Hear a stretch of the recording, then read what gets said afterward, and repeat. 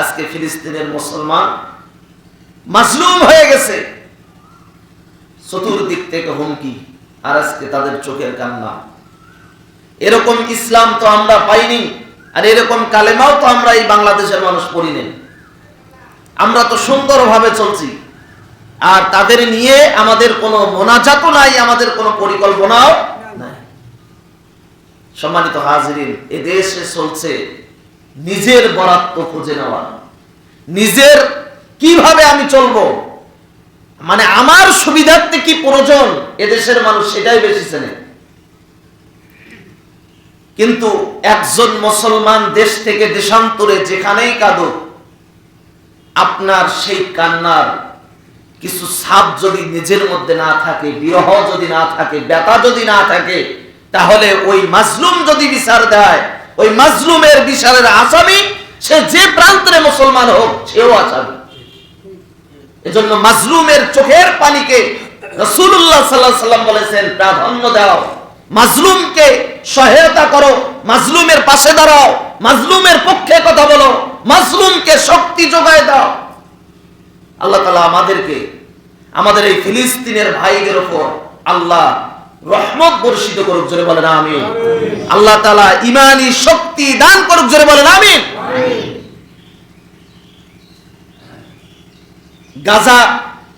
গাজায় যে ষড়যন্ত্রগুলো হয়, এক একটা করে ষড়যন্ত্র নমরুদ ফিরাউনের চেয়েও নিকৃষ্টতম।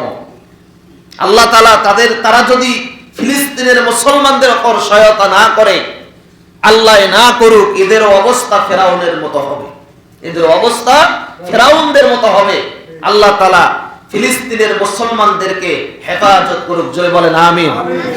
সম্মানিত হাজিরিন, এজন্য এই রঙের দুনিয়া কিছুদিনের জন্য, কিছু সময়ের জন্য, হায়াত আছে যতক্ষণ এই রঙের দুনিয়ার স্বাদ পাবেন ততক্ষণ। এই রঙের দুনিয়ার স্বাদ মিটে যাবে তখনই যখন আপনার হায়াত, সেই দিন দল মত, টাকা পয়সা, ক্ষমতা, বাহাদুরি কিচ্ছু থাকবে না, কিছু থাকবে না, সবে থাকবে। আপনি লড়বেন তো, আপনি বলবেন তো, আপনি দেখবেন, এই ক্ষমতা থাকবে না। এই ক্ষমতা চিরদিনের জন্য বন্ধ করে দেবেন যিনি আওয়াজ করে বলেন তিনি কে? আল্লাহ। ওই আল্লাহর ইবাদত নাই। আপনাকে আল্লাহ তাআলা যা দিয়েছেন, এক কথায় আপনার 3.5 হাত বডি থেকে নিয়ে শুরু করে আল্লাহ তাআলা যা আপনাকে দিয়েছেন, প্রতিটা জিনিসের ইঞ্চি ইঞ্চি করে বিচার হবে। আর একটু সহজ করে বলি, যেটাকে বলা হয় জাররা। জাররার আরেকটা অর্থ হলো শুকান কাপড়, ভিজা কাপড় চিপেলে একরকম টনটনা হয়ে যায়। ওই কাপড় যদি আরো চিপ দেন, দিয়ে যদি আপনি একটা ঝাড়া দেন, ফানা উড়ায় না, যে ফানার কোনো আকার নাই কিন্তু বোঝা যায়। আপনি এটাকে হাত দিয়ে ধরতেও পারবেন না, ছুঁইতেও পারবেন না, কিন্তু চোখ দিয়ে দেখবেন।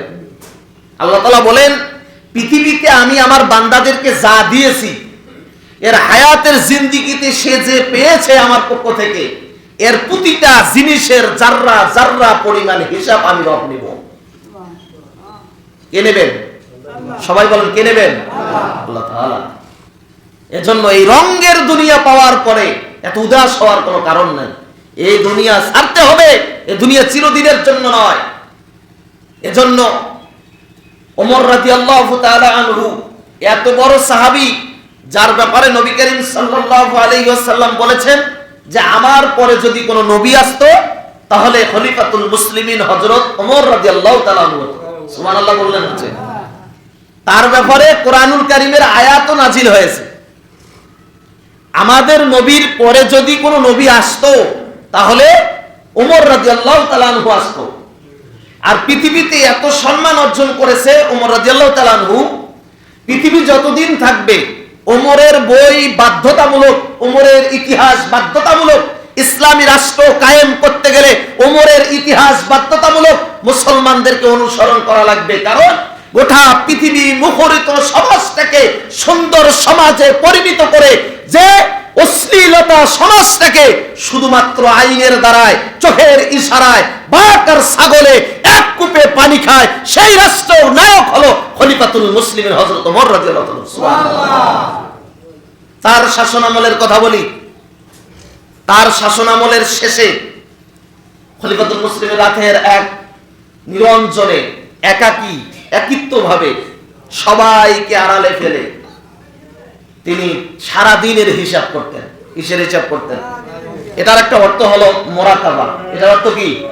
মোরাকাবার অর্থ হলো একাকী নিরঞ্জনে আপনি নিজেকে আসামির কারবারায় তোলা আর এবং নিজের বিচার নিজে করা, এটাকে বলে মোরাকাবা। যে আপনি নিজেকে কারবারায় তুলেছেন এবং সারা দিনের হিসাব মিলাচ্ছেন এশার নামাজের পরে। আমি সারা দিনে ভালো কাজ কয়টা করেছি, খারাপ কাজ কয়টা করেছি, আমার দ্বারায় ভালো সেবামূলক কাজ কয়টা হয়েছে, এই মোরাকাবা, এই ধ্যান যে করে খলিফাতুল মুসলিমিন ওমর রাদিয়াল্লাহু তাআলা আনহু বলেন, ওই ধ্যানে ওই মোরাকাবায় যে নিজেকে চিনতে